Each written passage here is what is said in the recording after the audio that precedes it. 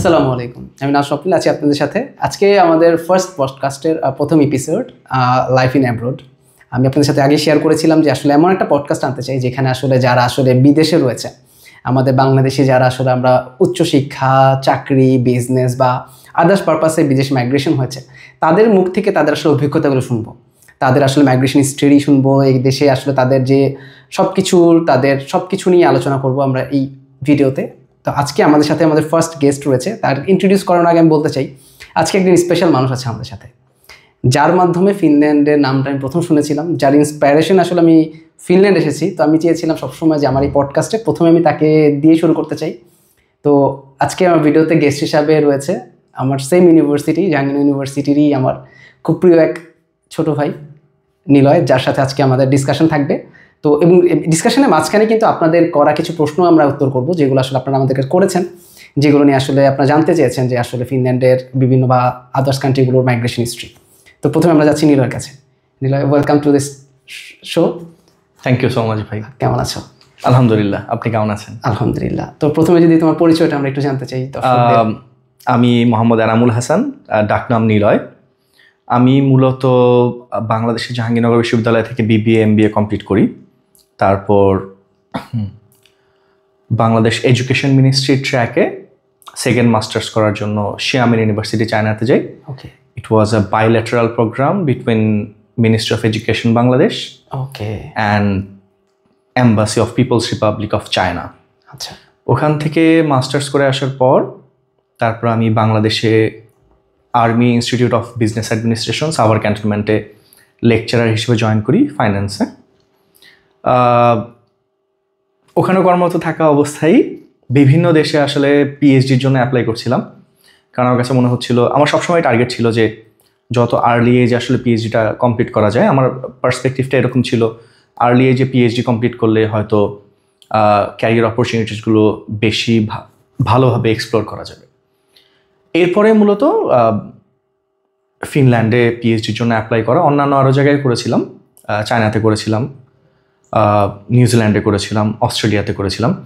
তো ফাইনালি ফিনল্যান্ডে যখন আমার ফুললি ফান্ডেড পিএইচডি হয়ে গেল, তখনই আসলে এই জায়গাটা সিলেক্ট করা। তো এই তো মূলত ছোট করে পরিচয় এবং ফিনল্যান্ডে আসার পিছনে গল্প। ওকে, আলহামদুলিল্লাহ। আচ্ছা, আমি যতটুকু জানি তোমার প্রোফাইল খুব ভালো, ইউনিভার্সিটির টপ ছিলে, প্লাস হচ্ছে সব কিছু চায়নাতে মাস্টার্স করা। তারপর আসলে সবার তো আসলে লক্ষ্য থাকে যে USA বা কানাডার মতো জায়গাতে পিএইচডি করা, বাট তারপরে কেন আসলে তোমার ফিনল্যান্ডকে আসলে চুজ করা? তার পিছনে কি কোনো কারণ ছিল স্পেশাল যে কেন আসলে ফিনল্যান্ডকে চুজ করা বা ইউরোপে আসা? আমি আসলে টু বি ভেরি অনেস্ট, আমি দেশ দেখে আসলে সিলেক্ট করিনি। আমি যত জায়গায় যত মানুষের কাছে পরামর্শ নিয়েছি, সবাই একটা জিনিস এমফাসাইজ করতো যে সুপারভাইজার দেখে আসলে পিএইচডিতে যাওয়া উচিত। তো আমি চায়নাতে যখন ছিলাম, কোভিড আউটব্রেক যখন হয়, তখনই মূলত আমার টার্গেট ছিল পিএইচডির জন্য বের হওয়া। তো চায়নাতে যিনি আমার সুপারভাইজার ছিলেন, উনি আমাকে বলেছিলেন অন্যান্য দেশগুলো এক্সপ্লোর করতে। আচ্ছা। তো লিঙ্কডইনের থ্রুতে আমি আমার বর্তমান যে সুপারভাইজার, তার সাথে আমি কন্ট্যাক্ট করি। উনি আমার সিভিটা নেন, আমার প্রপোজালটা নেন।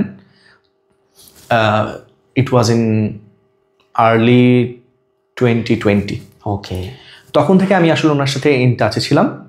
আমি অন্যান্য দেশের আর বিভিন্ন সুপারভাইজারের সাথে কথা হয়েছে, কমিউনিকেট করেছি, ছোটোখাটো কাজে কোলাবোরেট করার সুযোগ হয়েছে, যদিও পাবলিকেশন পর্যন্ত যায়নি সেটা।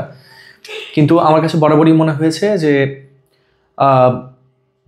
Finland could B a better place in terms of fully funded opportunity, supervisor, education system এবং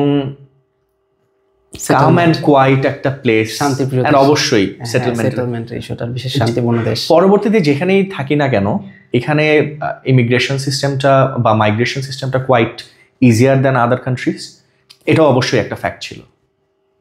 এখন ফিনল্যান্ড আসলে কেমন লাগছে? সব 2 বছর তো প্রায় হয়ে গেল, আড়াই বছর হয়ে গেল। তো যদি আমি আসলে কম্পেয়ার করতে বলি যে তুমি যেহেতু বাংলাদেশি স্টুডেন্ট ছিলে, প্লাস টিচার ছিলে, চায়নাতে স্টুডেন্ট ছিলে, ফিনল্যান্ডে এখন পিএইচডি একটা অলমোস্ট স্টাডি, প্লাস এখানে স্টুডেন্টদেরও তুমি পড়াচ্ছ। তো এই 3টা কান্ট্রির মধ্যে আসলে এডুকেশনের মধ্যে ডিফারেন্সটা কোথায় তোমার মনে হয় যে আমাদের দেশটা কেন আসলে আমরা তো পিছিয়ে আছি? মানে কি আসলে উন্নতি করাটা সম্ভব আমাদের এই দেশগুলোর সমপর্যায়ে যাওয়ার জন্য? যদি এডুকেশনের পার্সপেক্টিভে বলি, চায়নাতেও আমি খুব ভালো এডুকেশন সিস্টেম দেখেছি, এখানেও এডুকেশন সিস্টেমটা এরকম, যে it's not only education, it's not only based on your pen and paper, it's beyond that, it's beyond classroom. দেশে যেরকম দেখা যায় যে আমাদের এডুকেশন সিস্টেমের পাশাপাশি আমাদের নিজেদেরও কিছু ব্যর্থতা বা ভুল থাকে। যেমন দেখা যায় আমাদের ক্লাসে যতক্ষণ আমাদের যা কিছু পড়াচ্ছে আমরা একটা নির্দিষ্ট গণ্ডির মধ্যে থাকি। ওয়ারএজ ফিনল্যান্ডে আপনি দেখবেন যে এখানে পড়াশোনাগুলো কেস বেসড হয়, থিওরি বেসড না।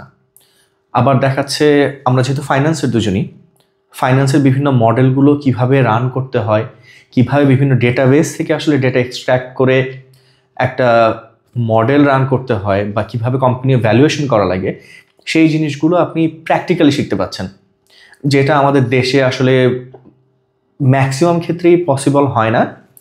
এটা আমি বলবো যে আমাদের ইউনিভার্সিটিগুলো রিসোর্সেসের কারণে, মেন্টালিটিরও কিছু একটা কোনো না কোনো একটা ঘাটতি অবশ্যই থাকে। সো এডুকেশন পার্সপেক্টিভ আমি বলবো যে ফিনল্যান্ড, বা আমি যেহেতু এখন ফিনল্যান্ডে আছি, ফিনল্যান্ডের কথাই বলি। সো আমি এখানে যে তার পার্থক্যটা আমাদের সাথে দেখতে পাই, যেটা অনেকটাই প্র্যাকটিক্যাল ওরিয়েন্টেড। ওয়ারএস বাংলাদেশে দেখা গেছে যে আপনি ক্লাসে যেই পড়া পড়ছেন, আপনি চাকরির জন্য প্রিপারেশন নিতে যাবেন, তখন ডিফারেন্ট ওয়েতে, একদমই ডিফারেন্ট অ্যাপ্রোচে আপনার প্রিপারেশন নেওয়া লাগছে। সো এই দুটো আমার কাছে খুবই একটা উল্লেখযোগ্য পার্থক্য মনে হয়। আসলে আমাদের দেশের মনে হয় রিসোর্সের সীমাবদ্ধতার জন্য আসলে দেখা যাচ্ছে আমাদের এডুকেশন সিস্টেমটা আমরা চাইলে উন্নতি করতে পারছি না। কারণ এখানে যেমন ওয়াইড স্প্রেড অপশনে রয়েছে, এবং স্পেশালি আমাদের দেশে আমার যতটুকু মনে হয় যে এডুকেশন সেক্টরে এখানে প্রাইভেট ফান্ডিংগুলো খুব কম আমাদের দেশে। এখানে যেমন প্রচুর ফান্ডিং এরা পায়, প্রাইভেটগুলো থেকে পায়, রিসার্চ করার সুযোগ পায়, গবেষণা করার সুযোগ পায়। এক্স্যাক্টলি, আমাদের দেশের সুযোগটা খুবই কম। হ্যাঁ, আমি বলবো যে এটা একান্তই সদিচ্ছার অভাব। কারণ আপনি দেখেন আমাদের ন্যাশনাল বাজেটের খুবই নেগলিজিবল একটা পার্সেন্টেজ কিন্তু আমাদের এডুকেশন অ্যান্ড রিসার্চে বরাদ্দ দেওয়া হয়। ওয়াইরাজ আপনি যদি ফিনল্যান্ডের হিস্ট্রি দেখেন, এখানে ইউনিভার্সিটিগুলো $1 মিলিয়ন ইনভেস্টমেন্ট পায় from government and also from organisations. So আমি বলবো আমাদের দেশে এরকমও সুযোগ আছে যে ইন্ডাস্ট্রির সাথে কোলাবোরেশন যদি যায়, ইন্ডাস্ট্রির বিভিন্ন রিসার্চ প্রজেক্টে যদি স্টুডেন্টগুলো কোলাবোরেট করতে পারে বা পার্টিসিপেট করতে পারে, তাহলে আমার মনে হয় আমাদের সিচুয়েশন বা এডুকেশন সিস্টেম অনেক বেশি প্র্যাকটিক্যাল ওরিয়েন্টেড হবে। আমাদের দেশ থেকে আসলে অনেকে তো পিএইচডির জন্য আসতে চায়। তো এখানে তোমার কি মনে হচ্ছে যে আমাদের দেশে যে মাস্টার্স রয়েছে সেখান থেকে ডিরেক্টলি পিএইচডিতে আসার সম্ভাবনাটা কি কম, বা তোমার কি চায়নার মাস্টার্সটা তোমাকে এখানে বেশি এক্সেলারেট করেছে ফিনল্যান্ডে পিএইচডি পাওয়ার ক্ষেত্রে, নাকি দেশের যারা আসলে মাস্টার্স করছে তারা কি চাইলেই ডিরেক্টলি পিএইচডিতে আসতে পারবে কি না, না এরকম কোনো রিকোয়ারমেন্ট রয়েছে যে না একটা হায়ার মাস্টার্স থাকলে তখন পিএইচডি পাওয়াটা খুব ইজি হয়? পেন অ্যান্ড পেপারে আসলে ওরকম কোনো ম্যান্ডেটরি রিকোয়ারমেন্ট নেই যে ফরেন ডিগ্রি লাগবে। আমি মনে করি বাংলাদেশে মাস্টার্স করেও ডিরেক্টলি পিএইচডিতে আসা সম্ভব। তবে সেক্ষেত্রে আমি বলবো মাস্টার্সে যেই থিসিস থাকবে সেটা যদি একটু সিরিয়াসলি করা যায়, সুপারভাইজারের সাথে কথা বলে নিজের টার্গেটটা যদি এরকম থাকে পিএইচডির জন্য দেশের বাইরে যাবে, তাহলে চেষ্টা করা উচিত থিসিসটাকে খুব ভালো কোয়ালিটি করা। কারণ আপনার যদি পাবলিকেশন থাকে দ্যাটস এ ডিফারেন্ট সিনারিও। যদি পাবলিকেশন না থাকে তখন আপনাকে ইভ্যালুয়েশনের ওয়ান অ্যান্ড অনলি ক্রাইটেরিয়া থাকবে in terms of research potential, যে আপনার প্রিভিয়াস যে থিসিসটা আছে সেটা আসলে কতটুকু কোয়ালিটি সম্পন্ন ছিল। সো আপনার প্রথম কোশ্চেন যেটা ছিল যে ডিরেক্ট আসা পসিবল কিনা, হ্যাঁ পসিবল। সেক্ষেত্রে থিসিসের কোয়ালিটিটা খুবই ভালো হওয়া উচিত। আচ্ছা, এবার আমরা একটু ট্র্যাকের বাইরে যাই। যে তোমার তো সুপারভাইজার হচ্ছে ফিনিশ, তো আমাদের সবার একটা ধারণা থাকে যে আসলে ফিনিশটা খুব কম কথা বলে, এদের সাথে আসলে কোপ আপ করা খুব টাফ। তো তোমার কি মনে হয় পার্সপেক্টিভ? তুমি তো ফিনিশ অনেকের সাথে, টিচাররা সবাই ফিনিশ আছে, তো আসলে ফিনিশদের চরিত্রটা কীরকম? তাদের সাথে খুব দ্রুত মিশে যাওয়া যায়, বা তারা কি খুব ফ্রেন্ডলি হয় কি না? তাদের সম্পর্কে সবার একটা আসলে কিউরিয়াসিটি থাকে যে ফিনিশ আসলে মানুষ হিসেবে কেমন। আমার কাছে মনে হয় আমার পার্সোনাল এক্সপিরিয়েন্স সম্পূর্ণ বিপরীত। কারণ এখানে দেখা যায় যে বলা হয় যে ফিনিশরা আসলে ফ্রেন্ডলি না, তারা আসলে কম কথা বলে। হ্যাঁ, তারা আসলে কম কথা বলে, বাট আমি সবসময় তাদেরকে ডেসক্রাইব করার সময় একটা ওয়ার্ড ইউজ করি যে তারা অ্যাকচুয়ালি অ্যাপ্রোচেবল। ওকে, সো আপনি যদি তাদেরকে অ্যাপ্রোচ করেন, আপনি যদি তাদের মতো করে তাদের বাউন্ডারিটা রেসপেক্ট করে তাদের সাথে যদি কমিউনিকেট করেন, তাহলে দেখবেন শুধুমাত্র আপনি না, তারা নিজে থেকে এসে কথা বলবে। আমি প্রথমে যখন আসি, আমার যিনি প্রিন্সিপাল সুপারভাইজার ছিলেন, এখানে তো সামার ভ্যাকেশনে দেখা যায় যে একটা বিরান ভূমির মতো থাকে, কেউ থাকে না বললেই চলে। তো আমার সুপারভাইজার আবার এমন একজন লোক, উনি আমার ধারণা ম্যান্ডেটরি লিভ যেগুলো, এগুলো বাদে উনি ডেইলি অফিসে আসেন। ওকে, সো উনি যখনই আমার অফিস পাস করে যেতেন, উনি অ্যাটলিস্ট কিছু মিনিটের জন্য হলেও আমার দরজাতে দাঁড়াতেন, হাই হ্যালো করতেন। এবং এমন না যে পড়ালেখা নিয়ে কথা বলছেন, আপনি নিজে থেকে যদি পড়ালেখা নিয়ে কথা বলেন তখন সে আলোচনা করবে, আদারওয়াইজ যেমন কোথায় থাকে, এই ওয়েদার কেমন লাগছে, সামার আমাদের দেশে কিভাবে এনজয় করে মানুষজন, কালচারাল ডিফারেন্সেসগুলো কি, কোনো ডিফিকাল্টিস ফেস করছে কিনা, এরকম। এছাড়াও আপনি যদি সুপার মার্কেটগুলোতে যান বা যে কোনো পাবলিক প্লেসে, আপনি দেখবেন এরকমটা যে আপনি যাকেই অ্যাপ্রোচ করবেন দে আর অ্যাপ্রোচেবল। তারা এরকম না যে তারা নিজে থেকে এসে আপনার সাথে কথা বলবে, বাট আপনি যদি তাকে অ্যাপ্রোচ করেন তারা কোয়াইট ফ্রেন্ডলি, অ্যাটলিস্ট আমি এখন পর্যন্ত তাই পেয়েছি। আচ্ছা, ফিনল্যান্ডের কালচার নিয়ে তোমার কি মনে হয়, যে মানে আসলে আমাদের দেশে যে কালচার আর ফিনল্যান্ডের কালচারের মধ্যে আসলে কতটুকু ডিফারেন্স রয়েছে, মানে কি কি আসলে পার্থক্যটা বোঝা যায় ওদের কালচারের সাথে? প্রথম যে ডিফারেন্সটা, আমরা তো সোসাইটি ওয়াইজ কালেকটিভিজম মেন্টালিটির, যে আমরা একসাথে থাকতে পছন্দ করি, এই পার্সপেক্টিভ থেকে এটা তো ইন্ডিভিজুয়ালিস্টিক সোসাইটি, তো এরা দেখা যায় যে একা থাকতে পছন্দ করে। সো এটা একটা ডিফারেন্স। কালচারে আরেকটা ডিফারেন্স আমি বলবো, আমরা যেরকম একসাথে আড্ডা দেওয়াটা পছন্দ করি, এটা ফিনিশ কালচারও অ্যাপ্রিসিয়েটেড এবং প্র্যাকটিসড, বাট এটা দেখা যায় যে অকেশনাল, আমাদের মতো রেগুলার বেসিসে না। এছাড়া আমার কাছে আসলে তেমন কোনো ডিফারেন্স মনে হয়নি। ওকে, আচ্ছা, যদি এখন আমরা আসলে একটু বাংলাদেশের সাথে যদি একটু কানেক্ট করি, তো আমাদের সবারই একটা প্রশ্ন থাকে যে আসলে ফিনল্যান্ড বিদেশে আসার পর বাংলাদেশের কোন জিনিসটা তুমি সবচেয়ে বেশি মিস করো? মনে হয় যে আসলে ফিনল্যান্ডে আসার পরে কোন জিনিসটা বাংলাদেশ থেকে যদি নিয়ে আসা যেত, বা বাংলাদেশে কোন সময়টাকে আসলে বেশি মিস করা হয়? এটা আসলে কয়েকটা পার্সপেক্টিভে অ্যান্সার করা লাগবে। হ্যাঁ, সবচেয়ে বেশি মিস করি অবশ্যই এই ফ্যামিলির সাথে কাটানো মুহূর্ত, ফ্যামিলির সবাইকে খুব মিস করি। আর অ্যাজ এ টিচার আমি ক্লাসরুমে খুব ভালো সময় গেছি আমার স্টুডেন্টদের সাথে। সো আমি বলবো এখানেও আমি ডক্টরাল রিসার্চার হিসেবে আমার কিছু ক্লাস ডিউটিস থাকে। আমি যেমন এখানে কর্পোরেট ফাইন্যান্সে বেশ কিছু প্রবলেম সলভিং ক্লাসেস নেই, তো তাদের সাথে কমিউনিকেট করা হয়, তাদের সাথে ইন্টারাকশন হয়, থিসিস সুপারভিশনে যে তাদের সাথে কমিউনিকেশন হয়। কিন্তু আমার কাছে মনে হয় যে আমার দেশের ক্লাসরুমে নিজের ভাষায় স্টুডেন্টদের সাথে কমিউনিকেট করার যে আনন্দ, এই আনন্দটা আমি খুব মিস করি। মানে মন খুলে বাংলায় কথা বলা বা ইন্টারাকশন করা, যত কিছু হোক না কেন, মানে ইংলিশে কথা বলার মধ্যে সেই শান্তিটা আসলে পাওয়া যায় না। এক্স্যাক্টলি। আরেকটু ছোট্ট করে যদি বলি, আমার কাছে মনে হতো যে আমি যখন ক্লাসে স্টুডেন্টদের সাথে কমিউনিকেট করতাম, তো আমার কাছে মনে হতো যে আমি সবসময় চেষ্টা করতাম যে যেই জিনিসটাই থিওরি পড়াবো এটার প্র্যাকটিক্যাল ইমপ্লিকেশনটা কি সেটা তাদেরকে কিছুটা হলেও একটা আঁচ দেয়া, যেন পরবর্তীতে তারা রিলেট করতে পারে। সো আমার কাছে মনে হতো কি, আমি যখন তাদেরকে এই জিনিসগুলো নিজের ভাষায় ডেসক্রাইব করছি বা আলোচনা করছি, আমার কাছে মনে হতো যে তাদের চোখে আমি স্বপ্নগুলো জল করতে দেখতাম, যেটা আমি মিস করি। আর ফিনল্যান্ডে আসার পরে আসলে মানে আমাদের দেশের যে জিনিসগুলো আমরা মিস করি তার মধ্যে অন্যতম হচ্ছে একটা খাবার, কারণ এদের ফিনল্যান্ডের খাবারের সাথে কিন্তু আমাদের দেশের খাবার পার্থক্যটা সবচেয়ে বেশি। অবশ্যই। কিন্তু দিন দিন কিন্তু আমাদের বাংলাদেশি কমিউনিটিটা গ্রো করার কারণে কিন্তু এখন বাংলাদেশে অনেক ফুড পাওয়া যাচ্ছে। তো এখন অনেকের একটা প্রশ্ন থাকে যে আসলে বিদেশে কি আমরা বাংলাদেশি কমিউনিটিটা মেনটেন করতে পারি কিনা। আমি যতটুকু জানি বাংলাদেশে যত কমিউনিটি আছে, খেলাধুলা থেকে শুরু করে ইসলামিক প্রোগ্রাম সব কিছুর সাথে তুমি কানেক্টেড। তো ওই জন্য জানতে চাই যে আসলে যারা আসবে তাদেরও আসলে জানা উচিত যে আসলে ফিনল্যান্ডে বাংলাদেশি যে কমিউনিটিটা রয়েছে, প্রত্যেকটা তো সিটিতে আলাদা আলাদা কমিউনিটি থাকে। তো আমরা যেহেতু ভাসাতে আছি, ভাসার আসলে আমাদের বাংলাদেশি কমিউনিটিটা এখন কেমন, এখানে আসলে ইসলামটাকে কতটুকু আমরা ধারণ করতে পারি, বা হালাল খাবারগুলো এই জিনিসটা কেমন রয়েছে?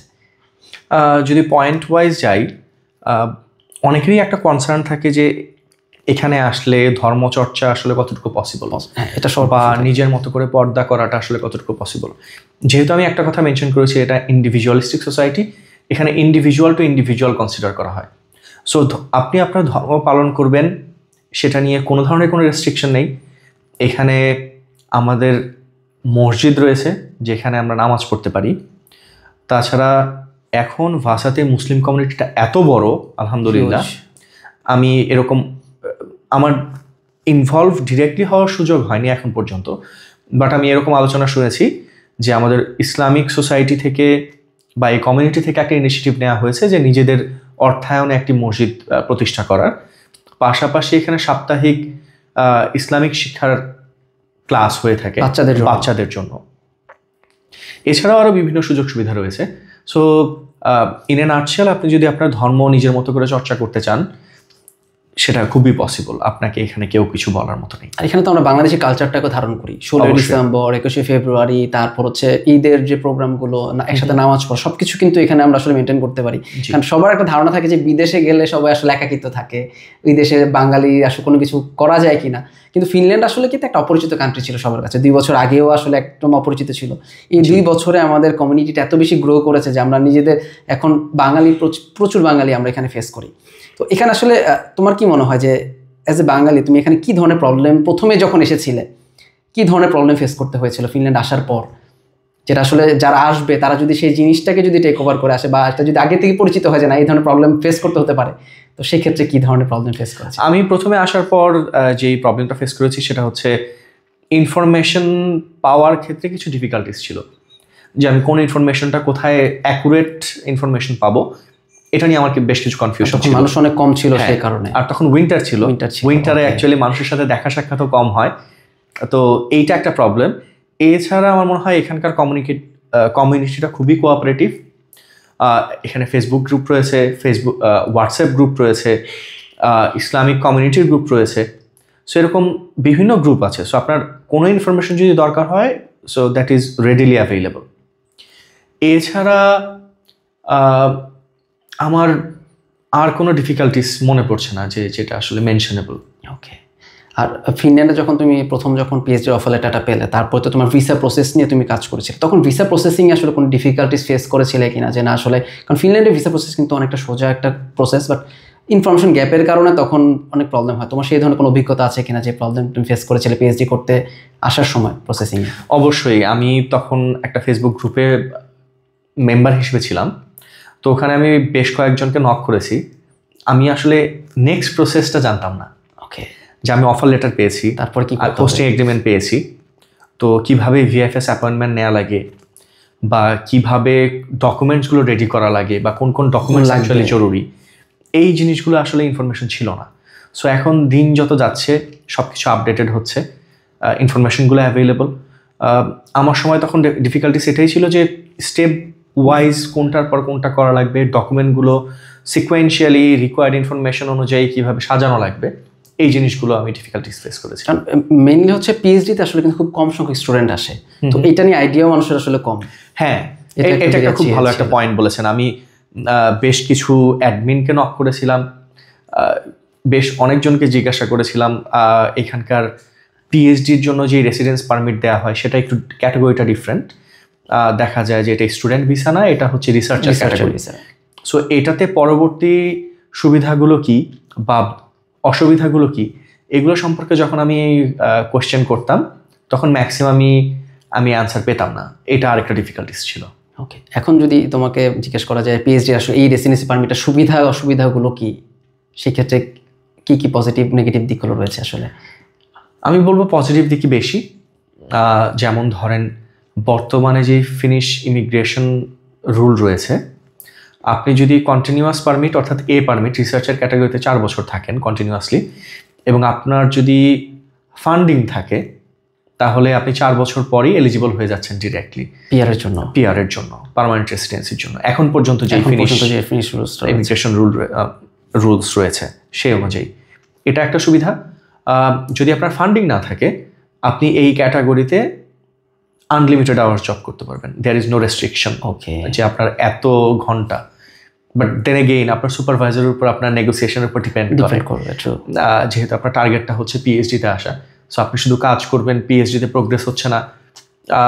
এখানে অনেকের একটা কোয়েশ্চেন থাকে ফান্ডিং নিয়ে, ইউনিভার্সিটি ফান্ডিং থাকে। এখন অ্যাকচুয়ালি রাশিয়া ইউক্রেন যুদ্ধের কারণে সব সেক্টরেই ইম্প্যাক্টটা পড়েছে, এডুকেশন সেক্টরে এর বাইরে নয়। সো ইউনিভার্সিটিসগুলো ফান্ড কাট হয়েছে। আগে যেরকম ইউনিভার্সিটি থেকে কন্ট্রাক্ট দেওয়া হতো ইনিশিয়ালি 2 বছরের, প্রোগ্রেস দেখে পরবর্তী 2 বছর বা 1 বছর রিনিউ করা হতো। এখন এই সংখ্যাগুলো কমে আসছে। বাট এগেইন একটা ভালো সুযোগ হচ্ছে ফিনল্যান্ডে অনেক এক্সটার্নাল ফান্ডিং অ্যাসোসিয়েশন থাকে যারা আসলে পিএইচডির ফান্ডিংটা করে থাকে। সো আমি এমফাসাইজ করব যারাই পিএইচডির জন্য আসেন না কেন, ইনিশিয়ালি যদি ফান্ডিং নাও পান, সুপারভাইজারের সাথে কথা বলে বিভিন্ন ফান্ডিংয়ের জন্য অ্যাপ্লাই করা, পাশাপাশি নিজেদের পড়াশোনার প্রোগ্রেসটা মেনটেন করা, যাতে পরবর্তীতে ফান্ডিংয়ের জন্য তারা কনসিডার্ড হয়। যারা আসলে উচ্চশিক্ষার জন্য বিদেশে আসতেছে তাদের জন্য আসলে তোমার কি সাজেশন থাকবে যে আসলে তাদেরকে কিভাবে আসলে প্রস্তুতিটা নেওয়া উচিত, যেহেতু এখন ফিনল্যান্ড সারা ওয়ার্ল্ডে আসলে জব ক্রাইসিসটা হিট করেছে, তো সেক্ষেত্রে আসলে কি ধরনের কোয়ালিফিকেশনসটা থাকলে তারা আসলে আসলে এখানে একটা ভালো জব পাবে, বা আসলে কিভাবে নিজেকে এখানে কোয়ালিফাইড করার জন্য, কারণ আমাদের যে শিক্ষা ব্যবস্থার সাথে এখানে শিক্ষা ব্যবস্থা কিন্তু অনেক বড় পার্থক্য রয়েছে, যেটা আসলে এখানে স্টাডি করলে বোঝা যায়। আর একটা প্রশ্ন যেটা মিস করে গিয়েছিলাম, অনেকের প্রশ্ন থাকে যে ফিনল্যান্ডের স্টাডিটা কি বাংলাদেশ থেকে অনেক বেশি কঠিন কিনা, এখানে কি আসলে পাশ করা যায় কিনা। তো তুমি যেহেতু এখানে ডিরেক্টলি টিচিংয়ের সাথে ইনভলভ, তুমি যেহেতু অনেক স্টুডেন্টকে দেখেছো, আসলে এখানে স্টাডিতে আসলে সার্ভাইভ করা বা পাশ করাটা বাংলাদেশি স্টুডেন্টের জন্য কতটুকু কঠিন, কি মনে হয়? এটা আমার মনে হয় সার্ভাইভ করাটা ভেরি মাচ পসিবল। আমি অ্যাজ এ স্টুডেন্ট হিসেবে যদি আমার নিজের এক্সাম্পলটা নিই, আমি বাংলাদেশে দেখা যেত যে পরীক্ষার আগের রাতগুলোতে বা তার একদিন দুই দিন আগে পড়ালেখা করতাম। সবাই আসলে তো এইখানে দেখা যায় যে আমাদের যেরকম, আমার নিজের এক্সপিরিয়েন্স থেকে আবারও বলি, আমাদের একটা লিমিটেড সিলেবাস ছিল। এখানে যেমন দেখা যায় যে নির্দিষ্ট সংখ্যক ক্লাসে নির্দিষ্ট সংখ্যক টিচিং আওয়ারের মধ্যে একটা বই পুরোটা কমপ্লিট করার একটা প্রচেষ্টা থাকে টিচারের পক্ষ থেকে। সো সেক্ষেত্রে পড়ালেখাটা রেগুলার করা খুব বেশি ইম্পর্টেন্ট। ট্রু। পাশাপাশি অ্যাসাইনমেন্টে দেশে আমরা যেরকম করি যে গ্রুপ ওয়ার্কগুলো করি, গ্রুপের একজন বা দুজন কাজ করে, বাকিরা অ্যাকচুয়ালি শুধুমাত্র নাম্বারের জন্যই পার্টিসিপেট করে। সো এই অভ্যাসগুলো যদি আমরা একটু অ্যাভয়েড করতে পারি, যাদের দেশের বাইরে পড়তে আসার ইচ্ছা রয়েছে তাদের মোটিভেশনটা শুধুমাত্র যেন এরকম না হয় যে দেশের বাইরে যাব। আমি যেরকম মোটিভেটেড হতাম একটা পার্সপেক্টিভ থেকে, যে দেশের বাইরে গেলে হয়তো অনেক সহজ জীবন, সুন্দর ঘুরে বেড়ানো যাচ্ছে, সুন্দর সুন্দর ছবি তুলে বেড়ানো যাচ্ছে। So it is something beyond that. এখানে গেম অফ সার্ভাইভালটা আসলে দিনে দিনে অনেক বেশি ডিফিকাল্ট হচ্ছে। সো আমি বলবো পড়াশোনায় রেগুলারিটি মেনটেন করা উচিত। দ্বিতীয়ত নেটওয়ার্কিং স্কিলটা অনেক বেশি এমফাসাইজ করা উচিত। যেমন ভাষা ছোট্ট একটা শহর, বাট এখানে ইন্টারন্যাশনাল স্টুডেন্টসদের জন্য আমি বলবো বেশ ভালো অপরচুনিটিস আছে। আমি দেখেছি যারা নেটওয়ার্কিংয়ে ভালো, যারা একটু আউটস্পোকেন, যারা সোশ্যাল অ্যাক্টিভিটিসের বেশি ইনভলভড, তারা এই ক্রাইসিসের মধ্যেও কিন্তু, আমি সবাই অবশ্যই না, যারা খুবই বেশি এক্সেলেন্ট পারফর্মার তারা কিন্তু এবছর সামার জবও পেয়েছে। এখানে ডানফোর্স আছে, হিটাচি এনার্জি আছে, ওয়ার্ডসিলা আছে, যেগুলো ওয়ার্ল্ডে সবাই এক নামে চেনে। সো আমি রিসেন্টলি একটা ক্যারিয়ার ওয়ার্কশপে জয়েন করেছিলাম, ওখানে কয়েকটা কোম্পানির HR হেড এসেছিলেন। সো একজনের কথাটা আমার খুব ভালো লেগেছিল, যে ভাষা is a small city where everyone knows everyone. True. So আপনি যখন জবে অ্যাপ্লাই করতে যাবেন, থাউজেন্ডস অফ CV পড়ছে একটা ওপেন পজিশনের জন্য। সো যখন দেখবে একজন নোন ফেস, যার সাথে আগে কমিউনিকেশন হয়েছে, তার একটা ইমপ্রেশন তার মাঝে অলরেডি আছে, সো সেখানে একটা শিওর শট থাকছি। সো আমি বলবো দেশে, আপনার যেটা কোয়েশ্চেন ছিল, দেশে থাকতে পড়ালেখার ক্ষেত্রে একটু রেগুলারিটি মেনটেন করা, হাতে কলমে জিনিসগুলো শেখা। যেমন ফাইন্যান্সের স্টুডেন্ট যদি হয়, কোম্পানি ভ্যালুয়েশনগুলো বা বিভিন্ন ক্যালকুলেশনসগুলো কীভাবে এক্সেলে করতে হয়, অন্যান্য সাবজেক্টের ক্ষেত্রে এরকম প্র্যাকটিক্যাল যে ইমপ্লিকেশনসগুলো আছে সেগুলোতে বেশি ফোকাস করা রাদার দ্যান থিওরিটিক্যাল নলেজ। জবের ক্ষেত্রে সফট স্কিল যেগুলো আছে সেগুলোতে এমফাসাইজ করা, বাকিটা আমি বলবো লাকের উপরে, অ্যাকচুয়ালি ওভারঅল সিচুয়েশনের উপর বেস করে।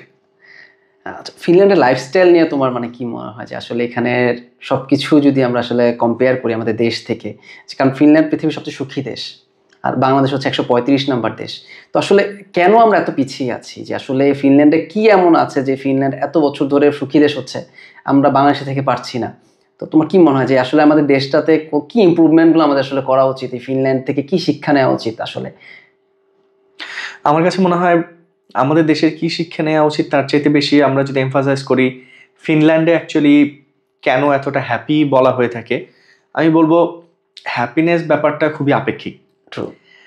এখানে হ্যাপিনেসের মূল চাবিকাঠি হচ্ছে ইন্ডিভিজুয়ালিস্টিক সোসাইটি, যে যার যার মতো লাইফ লিড করে, কেউ কারো লাইফে ইন্টারফেয়ার করে না, এটা একটা রিজন। দ্বিতীয়ত এরা অল্পতেই খুব খুশি থাকে। আপনি দেখবেন একটা ফিনিশ স্টুডেন্ট, আমাদের দেখা যায় যে BBA করছে, ফুড ডেলিভারি জব করবে কিনা এটা কল্পনায়ও আসে না, বাট এখানে দেখা যায় যে একটা মাস্টার্স করা স্টুডেন্ট এখানে যদি কোনো একটা সুপার মার্কেটে একটা পার্মানেন্ট জব পায়, সে ওটাতেই স্যাটিসফাইড থাকে। সো আমি যেই কথাটা বললাম, হ্যাপিনেস আসলে খুবই আপেক্ষিক একটা বিষয়।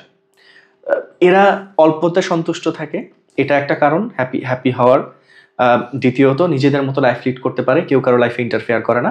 তৃতীয়ত, সোশ্যাল সিকিউরিটি যেটা আছে, যে আপনি না সবসময় একটা ইনক্লুডেড ফিল করেন সোসাইটিতে, যে আমি সোসাইটিতে বিলং করি। আপনি রাস্তা দিয়ে যাচ্ছেন, সেটা রাতের 11টা হোক 12টা হোক, আপনার টেনশন করা লাগছে না যে কোনো সিকিউরিটি ইস্যুজ আছে কিনা। আরেকটা ব্যাপার হচ্ছে, এখানে সবাই অনেক বেশি হেল্পফুল। আমাদের দেশের পার্সপেক্টিভে যদি আমি চিন্তা করি, যে আপনি হঠাৎ করে যদি কারোর কাছে হেল্প চেয়ে বসেন, সেখানে 50-50 চান্স থাকে যে আপনি পেতেও পারেন, নাও পেতে পারেন। এখানে আমি যে কথাটা বললাম যে অ্যাপ্রোচেবল, আমি একটা ছোট্ট ঘটনা শেয়ার করবো। আমি যখন প্রথমে এসেছি, এখানে যে সোশ্যাল সিকিউরিটি অফিস, কেলা অফিস যেটাকে বলা হয়, তো আমি খুঁজে পাচ্ছিলাম না। এক ভদ্রমহিলাকে আমি জিজ্ঞাসা করলাম, তার বয়স আমি অনুমান করতে পারি 80-র উপরে হবে। তাকে আমি জিজ্ঞাসা করলাম যে এখানে আমি কেলা অফিসটা খুঁজে পাচ্ছি না, সম্ভবত এটা স্থানান্তর হয়েছে অন্য কোথাও। তো উনি খুব মিষ্টি করে একটা হাসি দিলেন এবং আমাকে প্রথমে ইশারা ইঙ্গিতে বোঝানোর চেষ্টা করলেন যে অফিসটা ওইদিকে। তো আমি কোনো কিছু বলিনি, আমি জাস্ট ওকে বললাম। তো উনি আমার চেহারা দেখে সামহাও উনি কনভিন্সড হয়েছেন যে আমি আসলে কনফিউজড।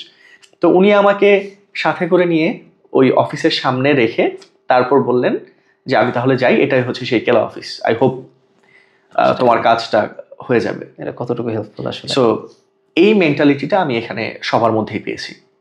আর একটা জিনিস যদি আমি ইনক্লুড করি, আসলে আমার কাছে যে যত আমি একটা জিনিস অ্যাডিশনাল দেখেছি যে আসলে এখানে ওদের সোশ্যাল লাইফটা অনেক বেশি সিকিউর আমাদের দেশ থেকে। যেমন আমাদের দেশে যেমন আমরা যখন চাকরি করতাম, কাজ অফিসার শেষ, এখন বস একটা অ্যাডিশনাল কাজ দিয়েছে মানে আমি করতেই হবে। বাট এখানে আমি যতটুকু আমি দেখেছি যে মানে অফিসার শেষ মানে অফিসার শেষ, বাট অ্যাডিশনাল সময়ের জন্য এটা কিন্তু ডাবল পে করে। আর আমাদের দেশে তো অ্যাডিশনাল সময়ের জন্য কোনো পেমেন্ট কিছু নাই, বস বলছে কাজ করতে হবে 9টা 10টা, কোনো কিছু নাই, তো মাথায় বার্ডেন, কারণ আজকে যদি বসের কাজটা না করি কালকে আমার চাকরি থাকবে না। কিন্তু এখানে কিন্তু এই সিকিউরিটিটা ওদের মধ্যে কাজ করে, কারণ ওরা মেন্টালি হ্যাপি থাকে যে আমার জব যাবে না, জব চলে গেলে গভর্নমেন্ট থেকে আমি বেনিফিটস পাবো, আমার প্রবলেম তো নাই। বাট আমাদের দেশে এই ইনসিকিউরিটিটা আসলে আমাদের সবচেয়ে বেশি অশান্তির কারণ। কারণ যদি জব চলে যায় আমার ফ্যামিলি কিভাবে চলবে? তো আসলে যতদিন পর্যন্ত আমাদের জবের সিকিউরিটিটা আমাদের দেশে না থাকবে, আমার মনে হয় আমাদের দেশের হ্যাপিনেসটা আসলে সেভাবে আসবে না। অবশ্যই আমি মনে করি যে কিছুক্ষণ আমি আগে যেটা বললাম, যে আমরা যখন সোসাইটিতে থাকি, আমাদের সোসাইটি বা আমাদের সোশ্যাল স্ট্রাকচারটা যেন এরকম হয় যে আমরা সবাই এরকম একটা ফিল পাই যে আমরা সোসাইটিতে বিলং করি। হ্যাঁ, ট্রু। এরকমটা যেন না হয় যে আমাকে কেউ এসে রুল করার চেষ্টা করবে। Anyone can direct, but no one can rule over you. So এই মেন্টালিটি থেকে আমাদের বের হয়ে আসা উচিত। যে আমাদের দেশের যে পলিটিক্যাল লিডারগুলো দেখা যাচ্ছে যে একটা ট্রাস্ট সৃষ্টি করে মানুষের মাঝে, যে এলাকায় হইলে এরকম। এই যে রিসেন্টলি আমি দেখলাম ফিনল্যান্ডে যে আসলে ওদের সিটি কর্পোরেশন নির্বাচন আমাদের দেশের মতো যেটা হলো, সেটা যারা পাস করলো তারা খুবই পোলাইট, তাদের মধ্যে দেখলে বোঝা যাচ্ছে না যে তারা এখানে একটা গভর্নমেন্টের আন্ডারে পাস করে তারা পার্লামেন্টে যাচ্ছে। বাট আমাদের দেশে কিন্তু ডিফারেন্ট। আমাদের দেশে যারা আসলে পলিটিক্যাল পার্টি থাকে তাদের মানে এই প্রভাবের কারণে কিন্তু মানুষ আসলে অনেকটা অতিষ্ঠ হয়ে যায়। এবং মোস্ট ইন্টারেস্টিংলি দেখেন, প্রত্যেকটা ক্যান্ডিডেটই নর্মাল জব করছে, খুব নর্মাল জব করতেছে। এমন না যে পলিটিক্সই হচ্ছে তাদের পেশা। ট্রু, তারা প্রত্যেকেই নর্মাল লাইফ লিড করছে। তারা আমাদের সাথে একই সাথে এসে উইদাউট এনি সিকিউরিটি নামাজ পড়ছে। এখানকার আপনি এমপি যিনি, উনি ম্যাকডোনাল্ডসে আপনার আগে লাইনে দাঁড়িয়ে বা আপনার পিছনে লাইনে দাঁড়িয়ে খাবারটা তার নিজের অর্ডারটা উনি কালেক্ট করছেন। সো খুবই সিম্পল একটা লাইফ, যেখানে আপনার এক্সট্রা কোনো সিকিউরিটি বডিগার্ডের দরকার হয় না, যেখানে সবাই অ্যাকচুয়ালি ইনক্লুডেড ফিল করে। এখানে মানে এই জিনিসটা ভালো যে মানে এরা আসলে কাউকে ডমিনেট করে না বা নিজেদেরকে খুব সিম্পল মানুষ হিসেবে মনে করে। ইভেন এই টেন্ডেন্সিটাও থাকে না। হ্যাঁ, যে মানে আমি খুব স্পেশাল কেউ, এই ফিলিংসটা কিন্তু থাকে না। আবার দেখা যায় যে আমি যেরকম পিএইচডি করছি, আমার চাইতেও অনেক বছরের সিনিয়র যারা প্রফেসর, ফুল প্রফেসর, তারাও সবসময় বলে যে তুমি কিন্তু আমার সাবঅর্ডিনেট না, তুমি আমার কলিগ। এবং তারা যখনই কথা বলে তাদের অ্যাপ্রোচটা এরকম হয় যে তাদের ওই কথাটা যে তুমি কিন্তু আমার কলিগ, তুমি আমার সাবঅর্ডিনেট না, আমি ওই জিনিসটা ফিল করতে পারি। ট্রু, এটা কিন্তু অনেক বেশি মোটিভেশন দেয় তোমাকে, কারণ যে তোমার মনে হচ্ছে যে আমি তাদের অ্যাজ এ সমান হিসেবে কাজ করতেছি, আমাকেও সেই পরিমাণ আউটপুট দিতে হবে। কিন্তু আমাদের দেশে দেখা যায় যে হয়তো বা আমাদের শিক্ষা ব্যবস্থাটা এরকম যে টিচারদের প্রতি আমরা অতি দেখা যায় সম্মান দেখাতে যেয়ে দেখা যায় যে অনেক সময় সম্মানটা হারিয়ে ফেলি। স্টুডেন্টরা এখন যেটা হচ্ছে দেশে আসলে বিশৃঙ্খলা সৃষ্টি হচ্ছে। রিসেন্টলি যে কিছু দেখলাম যে কিছু ইউনিভার্সিটির ভিসিদের নিয়ে স্টুডেন্টদের আন্দোলন হচ্ছে, তো এটা আমাদের মধ্যে রেসপেক্ট আসলে চলে যাচ্ছে দিন দিন। যদি স্ট্রাকচারের মধ্যে যদি থাকতো যে ছাত্র শিক্ষার মধ্যে সম্মানটা, সেটা আসলে দিন দিন কমে যাচ্ছে। বাট এখানে আমি একটা জিনিস দেখেছি যে প্রফেসরকে নাম ধরে ডাকতেছে, মানে এখানে সম্মান করার জন্য যে টিচার বলে ডাকতে হবে, স্যার বলে ডাকতে হবে, সেটা কিন্তু এখানে নাই। এখানে নাম ধরে ডাকতেছে, কিন্তু তারপরে কিন্তু তাদের মধ্যে একটা ভালো রিলেশনশিপ বিল্ড আপ হচ্ছে, যেটা আসলে আমাদের জন্য অনেক শিক্ষণীয়। ট্রু। এখানে ছোট্ট আরেকটা ঘটনা শেয়ার করি, মজার ঘটনা।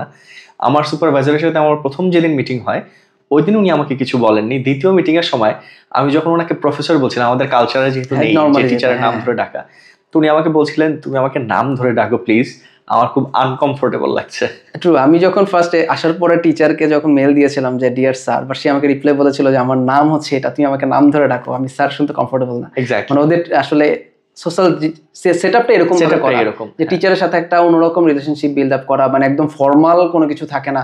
লাইক এখানে যেমন প্রেজেন্টেশন গুলোতে একদম ফর্মালি প্রেজেন্টেশন ড্রেস পরে যেতে হয় না, আমি যতটুকু দেখেছি আমাদের দেশে একদম ফর্মাল লুকসে আমরা যাই। তো এই জিনিসটা ওদের কালচারটা একটু ডিফারেন্ট। এখানে হচ্ছে খুব ফ্রেন্ডলিনেসটা থাকে, টিচারের সাথে নাম ধরে ডাকা, একসাথে গল্প করা, সব জিনিসগুলো আসলে ডিফারেন্ট।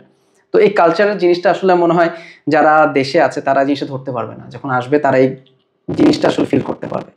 তো যারা আসলে বাংলাদেশ থেকে বিদেশ আসতে চায় তাদের আসলে আমাদের লাইফ নিয়ে অনেক বেশি আগ্রহ থাকে, যে আসলে তাদের লাইফটা কেমন। দূর থেকে আসলে অনেক কিছু দেখা যায়, যে আমরা বা নতুন নতুন গাড়ি, নতুন নতুন জায়গা, নতুন নতুন ড্রেস, নতুন নতুন প্রোগ্রামে অ্যারেঞ্জ করছি।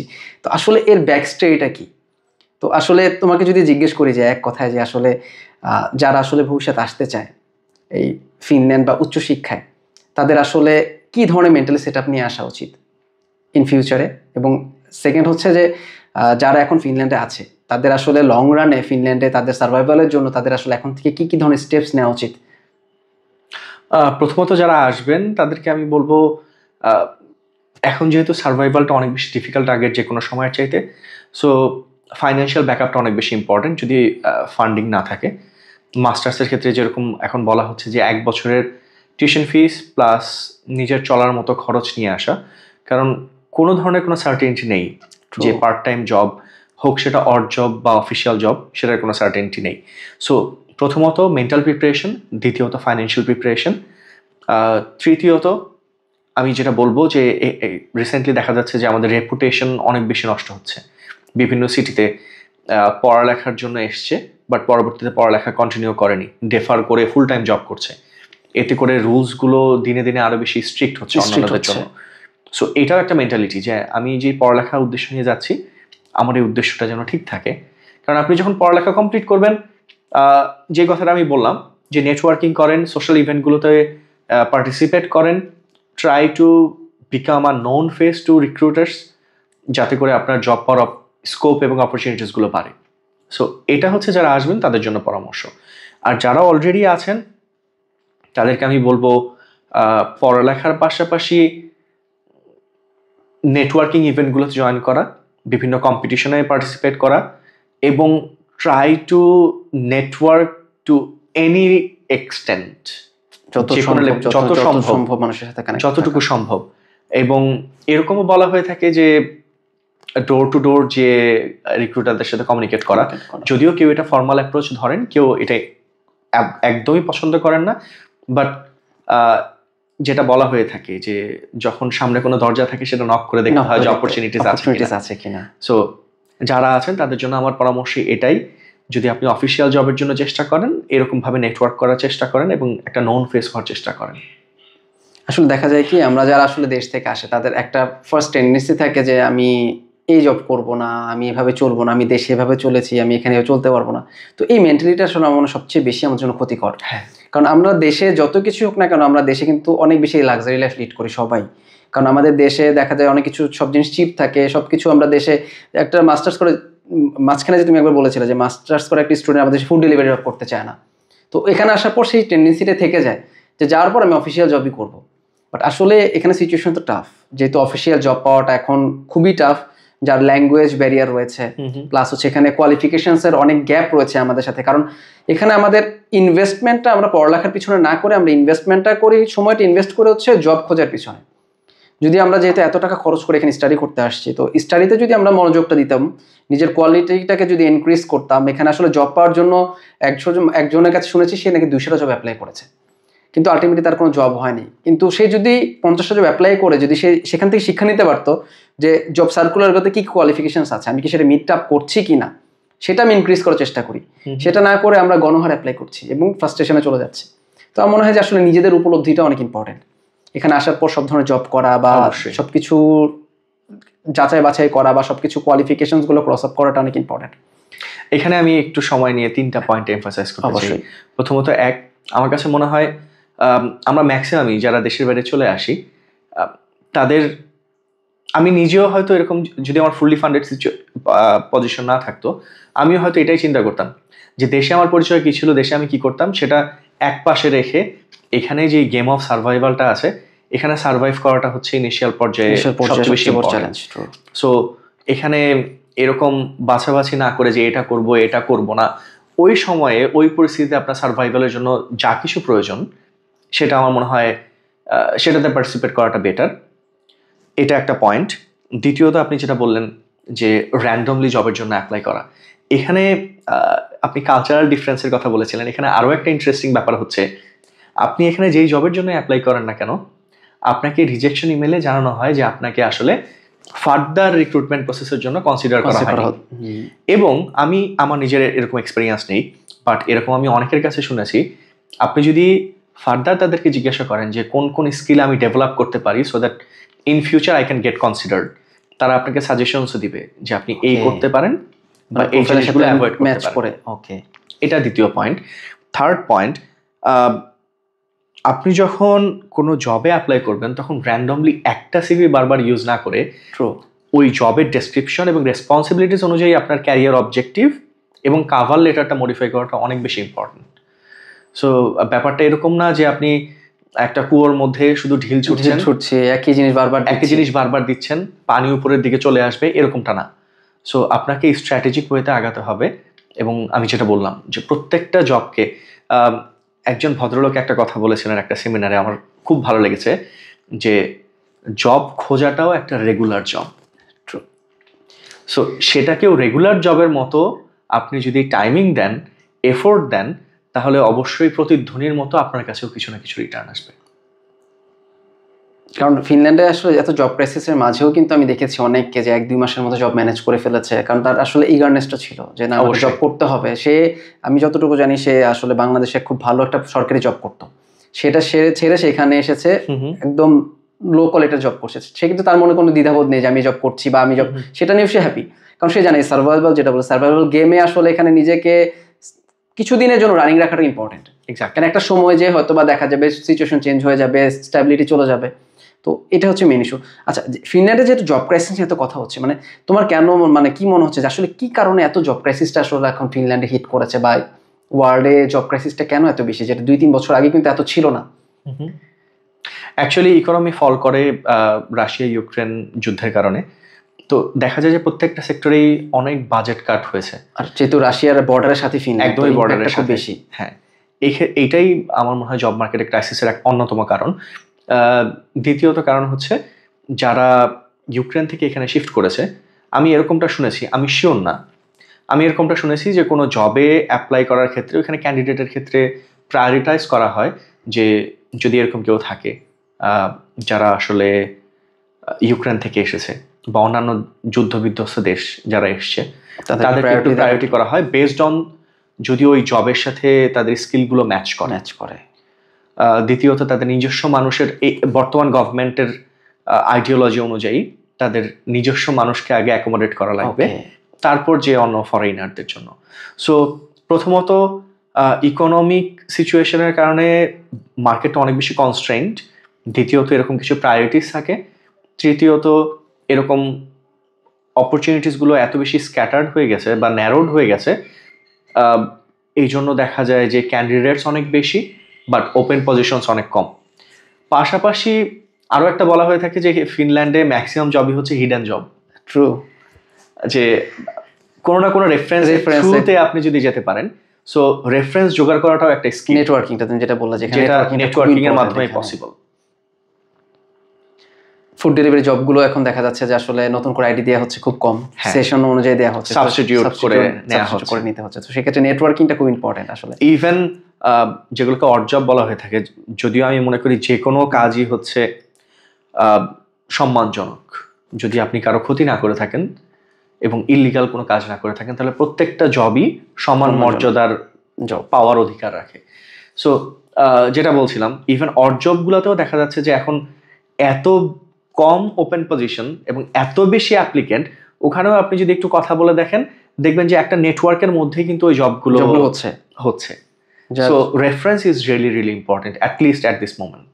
আমি রিসেন্টলি কিছু ইনফরমেশন শুনেছিলাম যে আসলে একজনকে রেফারেন্স দেওয়ার ক্ষেত্রেও দেখা যাচ্ছে যে আসলে যাচাই বাছাই করে দেওয়া লাগছে, কারণ অতীতে এমনও হয়েছে যে একজনকে হয়তো রেফারেন্স দিয়েছিল, সে তার এক্সপেকটেশন মিট করতে পারেনি, যে কারণে সে পরবর্তীতে রেফারেন্স দেওয়ার ক্ষমতাটা হারিয়ে ফেলে। অবশ্যই। তো এই জন্য আসলে এখানে চাইলেই যে আমরা নর্মালি হুট করে আমরা যারা আসলে বাংলাদেশ থেকে আসি, আমি বাংলাদেশি মেনশন করব, তো দেখা যায় যে একজন বাঙালির কাছে আমরা জব চাচ্ছি, বাট রেফারেন্স চাচ্ছি, দিন শেষে বলছি না, সে আমাকে হেল্প করতেছে না। আসলে দেখা যাচ্ছে যে হয়তো তার হাতে সেই পাওয়ারটা নেই, হয়তো বা থাকলেও সে আপনাকে চিনে না, কয়জনকে আসলে হেল্প করবে। তো এই জন্য নেটওয়ার্কিংটা আসলে ইম্পর্টেন্ট। আসার পরে চুপ না থেকে সবার সাথে একটু কথা বলে নেটওয়ার্কিং করা যায়। এখন বাঙালি কমিউনিটি কিন্তু প্রচুর প্রোগ্রাম হয়, তো এখানে গেলে দেখা যায় সবার সাথে পরিচিত হচ্ছে, তো এই পরিচয়টাই আসলে আলটিমেটলি পরবর্তীতে তার ডোরটা ওপেন করে দিবে। এখানে আরেকটা কথা আমি অ্যাড করতে চাই ভাই, আপনি অ্যাবসলিউটলি রাইট। এর মধ্যেও কিন্তু দেখা যায় যে এই নেটওয়ার্কের মাধ্যমে যে জবগুলো হয়, যারাই জবগুলো পায় না কেন, তাদের কাছে আমার একটা আর্নেস্ট রিকোয়েস্ট থাকবে, তারা যেই মাধ্যমে সুযোগগুলো পায় না কেন সেগুলোকে যেন এক্সপ্লয়েট না করে।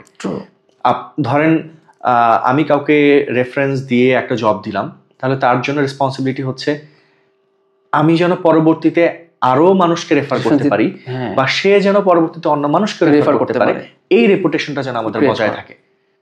এটা অনেক বেশি খুব ইম্পর্টেন্ট, কারণ দেখা যাচ্ছে যে আমাদের জব পাওয়ার যে আগ্রহটা থাকে, কাজের পর সে কাজের প্রতি আগ্রহটা থাকে না। এক্স্যাক্টলি, জব পেয়ে গেলাম মানে শেষ। তারপরে নর্মালি যেটা হেলসিঙ্কিতে কিছুদিন আগে হয়েছিল, আমি যতটুকু শুনেছি, কয়েকজন বাঙালিকে ফুল টাইম জব দেওয়া হয়েছিল। ওকে।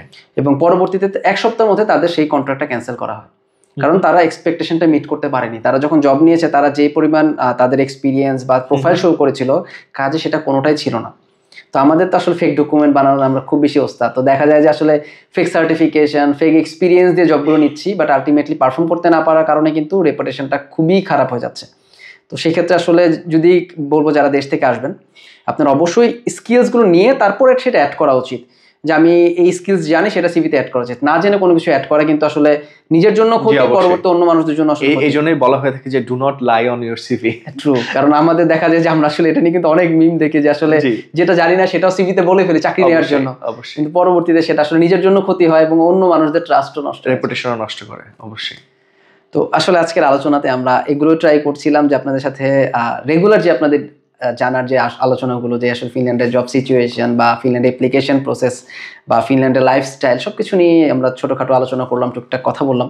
তো নিলয়, সবার লাস্টে তুমি দর্শকদের উদ্দেশ্যে যদি কিছু বলতে চাও, যে আসলে এন্ডিংয়ে কোনো সাজেশনস বা কোনো কিছু যদি সবার জন্য বলতে চাও। ভবিষ্যতে যারা দেশের বাইরে আসবেন, সেটা হোক ফিনল্যান্ড বা অন্য কোথাও, প্রথমত তাদের জন্য অনেক অনেক শুভকামনা।